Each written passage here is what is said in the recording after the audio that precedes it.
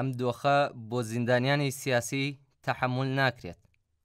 بەیانیەی کۆمەڵێک لە زیندانیانی سیاسی سەبارەت بە هێرشی ئاسمانی ئیسرائیل بۆ سەر زیندانی ئەڤین. وتەی شاید حاڵە زیندوەکانی هێرشی ئاسمانی ئیسرائیل لەسەر لە بەیانی ڕۆژی 2 پوشپەڕی 1404 هەتاوی بۆ سەر زیندانی ئەڤین بەیانگەری نەزانی و خۆدزینەوە لە بەرپرسیارەتی ئەو بەرپرسانەیە کە هۆشداری بەردەوامی زیندانیەکانیان سەبارەت بە ڕوودانی کارەسات لە ئەگەری هێرشی ئیسرائیل بۆ سەر زیندانی ئەڤین بیست و پشتگوێیان خست. 7 ڕۆژ بەر لە هێرشی ئیسرائیل بۆ سەر زیندانی ئەڤین ژمارەیەک لە زیندانیە سیاسیەکان لە چاوپێکەوتنێکدا لەگەڵ دادوەر و بەرپرسی پاراستنی ئیتلاعاتی زیندانی ئەڤین سەبارەت بە مەترسی گیانی زیندانیەکان و تەنانەت کارمەندانی زیندان و هەروەها دەرەنجامەکانی ئەگەری ڕوودانی هێرش هۆشداری پێویستیان پێدان و خوازیاری جێبەجێکردنی بڕیاری دادگا سەبارەت بە ئازادکردنی کاتی زیندانیەکان لە دۆخی شەڕدا بوون. هاوکات نامەیەکیان بۆ سەرپەرشتیاری دادگا نووسیوتیایدا جەختیان لەسەر جێبەجێکردنی بڕیاری ژمارە 121 شۆڕای باڵای دادوەری کە ڕێکەوتی 12 بەفرامباری ساڵی 1365 هەتاوی واژۆکرا بوو و گرتنەبەری ڕێوشوێنە یاساییەکان بۆ مامەڵەکردن لەگەڵ زیندانیانی سزا جۆراوجۆرەکان لە دۆخی شەڕدا کردووە. سەرنجام ڕۆژی 2 پوشپەڕ دەسەڵاتداران بە هێرشی ئاسمانی ئەرتەشی ئیسرائیل وە خەبەر هاتن و بەبێ ئاگاداری پێشوەختە و بە زۆری چەک و ترس و تۆقاندن زیندانیەکانیان وەک دیلی شەڕ لە زیندانی ئەڤینەوە گواستەوە بۆ زیندانی گەورەی تاران. وەسفکردنی دیمەنی ئەو هەڵسوکەوتە دڕندانە و سوکایەتی ئامێزە کارێکی دژوارە. ئێمە زیندانیەکانمان بە دەستبەند و پێبەندەوە و لە حاڵێکدا کە دوان بە یەکەوە بەسرابوون و هەر یەکەیان چەند کۆڵەبار و جانتایان لە پاژماوەی کەلوپەلە پێویستیەکانیان بەشانەوە بوو بە چاو بینی. لە کاتێکدا لە نێو پاشماوە و دار و پەردوودا بەرەو ئۆتوبوسەکان دەڕۆشتن کە تەقەی هێزی بەرگری ئاسمانی شەوی ڕووناک دەکردەوە و لەسەر زەویش هێزە تایبەتەکان بە چەکی قورس و نیوە قورس ئێمەیان گەمارۆدا بوو. لە حاڵێکدا دەستبەند و پێبەندەکان ئیمکانی جوڵەی ئازادی لێ زەوت کردبووین وەک کۆمەڵێک دیلی ڕیسکراوی شەڕ بە ئاستەم بەنێو دار و پەردوودا هەنگاوماندەنا.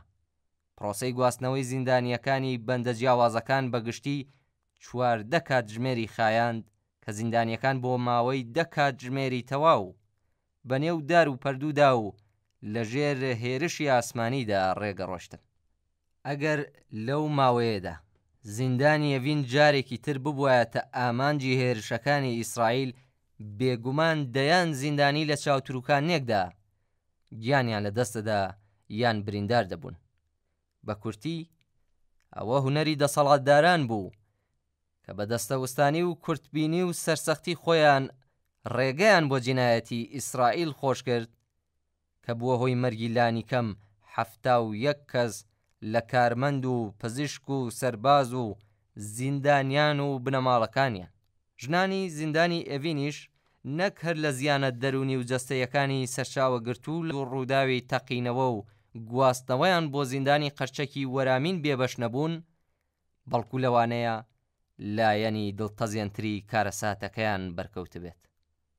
دۆخی نالەباری ئەو زیندانیە ژن و پیاوانەی کە لە ئێڤینەوە گواستراونەتەوە بۆ زیندانی قەرچەک و زیندانی گەورەی تاران لە چاو یەکەم ڕۆژی گواستنەوەیان گۆڕانکاریەکی ئەوتۆی بەسەردا نەهاتووە و هیچ کام لە ئاگادارکردنەوەکانی پێشووی زیندانیەکان سەبارەت بە نەبوونی ئەمنیەت لە دۆخی شەڕدا هێشتا وەڵامی وەرنەگرتووەتەوە. زیندانەکان هیچ پەناگە و ستانداردێکی سەرەتاییان سەبارەت بە ئەمنیەت و ژیانی زیندانیان تێدا نییە.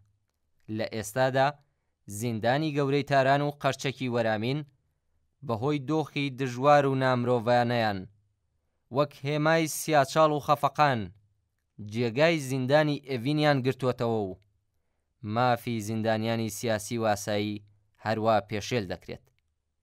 ئێمە هۆشداری دەدەین کە ئەم دۆخە دژوار و نامرۆڤانە بۆ زیندانیانی سیاسی چیتر تەحمل ناکرێت و پێویستە بە خێرایی گۆڕانکاری بەسەردا بێت.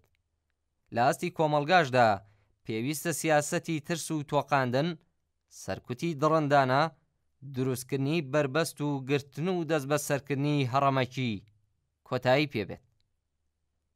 ناوی واژۆکارانی بەیاننامەکە بریتین لە سیامەک ئیبراهیمی، سەعید ئەحمەدی، متەلیب ئەحمەدیان، سەجاد ئیمان نژاد، شەهریار بەراتی، محەممەد باقر بەختیار، مرتەزا پەروین، مستەفا تاجزادە، خەشایار سفیدی، حوسێن شەنبەزادە، سەید محەممەد ڕۆزا فەقیهی، محسن قەشقایی، ئەبوولفەزل قەدیانی، مەهدی مەحموودیان، عەلی مەنسووری و محەممەد نەجەفی.